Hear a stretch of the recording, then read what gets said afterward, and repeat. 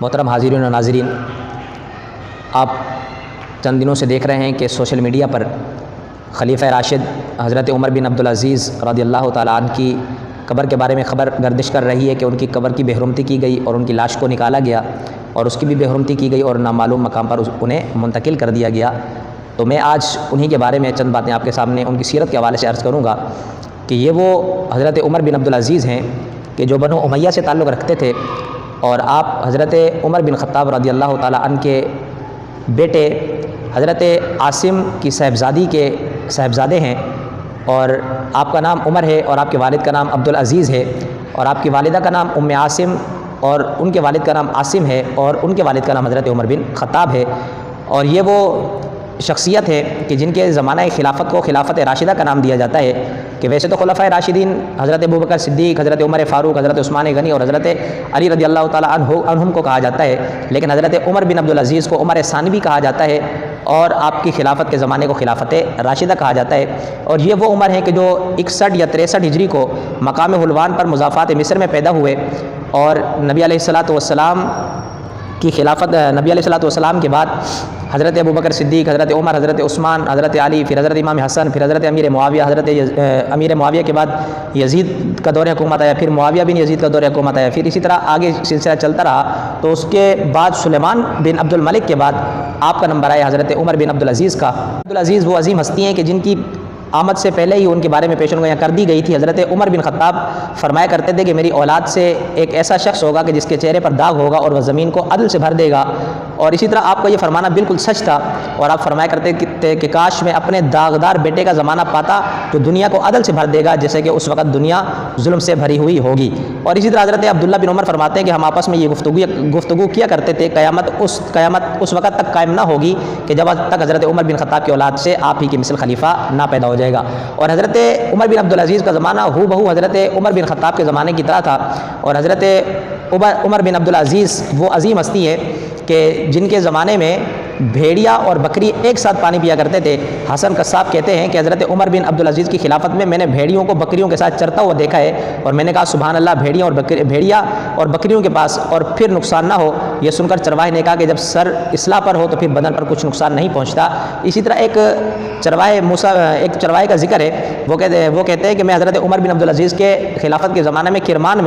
کرمان کی بکریاں چرایا کرتا تھا۔ بھیڑیا اور بکریاں ایک ہی جگہ جو نا وہ رہا کرتے تھے، مگر بھیڑیا کبھی بکری کو چھیڑتا نہیں تھا۔ اچانک ایک روز ایک بھیڑیا ایک بکری کو لے کر چل دیا۔ میں نے کہا کہ معلوم ہوتا ہے کہ آج وہ مرد صالح دنیا سے کچھ کر گیا، چنانچہ تحقیق کی گئی تو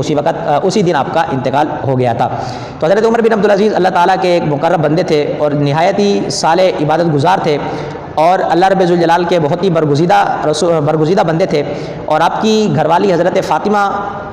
بنت عبد الملک کہتی ہیں کہ میں جب حضرت عمر بن عبدالعزیز جب گھر میں تشریف لاتے تو سجدے میں اپنے سر کو ڈال دیتے اور برابر روتے رہتے اور مناجات کرتے، اور اسی طرح آنکھ لگ جاتی، پھر جس وقت آپ جاگتے تو اسی طرح تمام رات کرتے۔ تو یہ حضرت عمر بن عبدالعزیز تھے کہ جو پوری رات جو نا وہ اللہ کے خوف میں رویا کرتے تھے۔ اسی طرح ولید بن ابی صاحب کہتے ہیں کہ میں نے کسی کو حضرت عمر بن عبدالعزیز سے زیادہ خوف خدا والا نہیں دیکھا۔ حضرت عمر بن عبدالعزیز وہ عظیم لیڈر تھے کہ جو خلافت راشدہ کے طرز پر اپنی حکومت کو چلاتے تھے، اور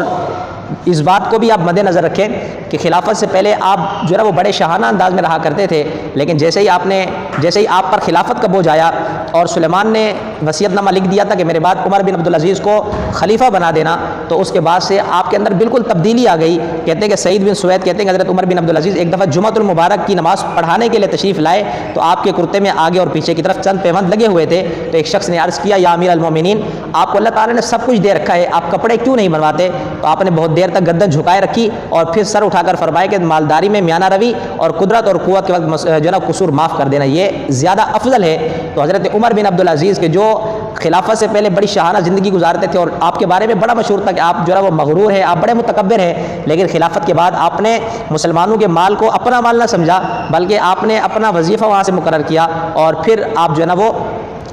آپ نے اپنے اندر بالکل تبدیلی لے کر آئے۔ اور کہتے ہیں کہ آپ کے بدر پر جو ہے نا وہ میلا کپڑا تھا، اور جب آپ کی گھر والوں سے کہا گیا کہ ان کو بدلتے کیوں نہیں، تو انہوں نے کہا کہ ان کے پاس ایک ہی ہے جو اگر ہم اس کو اتاریں گے تو پھر یہ دوسرا کپڑا کہاں سے پہنیں گے؟ کہا کہ ان کے پاس صرف ایک ہی جو ہے نا وہ کپڑا جو جسم پر موجود ہے قمیص، ان کے علاوہ جو ہے نا کوئی دوسری قمیص موجود نہیں ہے۔ تو یہ وہ حضرت عمر بن عبدالعزیز تھے کہ جن کا زمانہ بالکل حضرت عمر کی طرح تھا اور حضرت